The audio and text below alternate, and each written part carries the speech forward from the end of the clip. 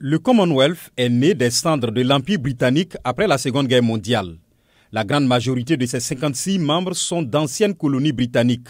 L'organisation doit choisir un nouveau secrétaire général lors de la réunion des chefs de gouvernement qui se tiendra à Samoa le mois prochain.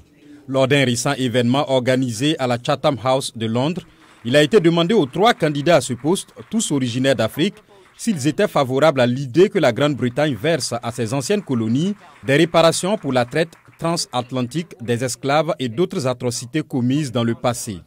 Tous les 3 ont répondu par l'affirmative.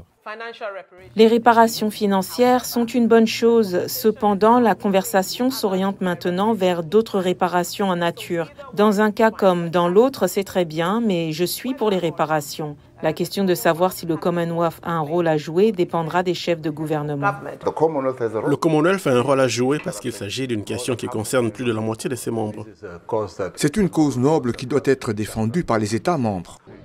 Lors du dernier sommet du Commonwealth qui s'est tenu au Rwanda en 2022, le prince britannique de l'époque, aujourd'hui le roi Charles, a fait part de son profond chagrin à propos de la traite des esclaves.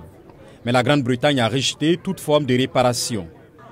On ne peut plus l'ignorer, affirme Kingsley Abbott, directeur de l'Institut d'études du Commonwealth à l'Université de Londres.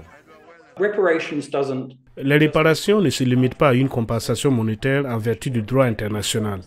Elles peuvent prendre de nombreuses formes telles que la restitution, la compensation, la réhabilitation et la satisfaction, des excuses significatives, la reconnaissance publique, la commémoration et d'autres choses de ce genre.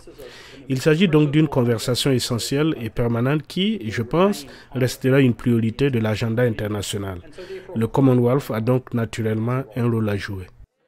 L'ancien Premier ministre britannique Rishi Sunak a déclaré que, je cite, « Essayer de décortiquer notre histoire n'est pas la bonne façon d'aller de l'avant ». Son successeur, Keir Starmer, n'a pas encore fait connaître sa position.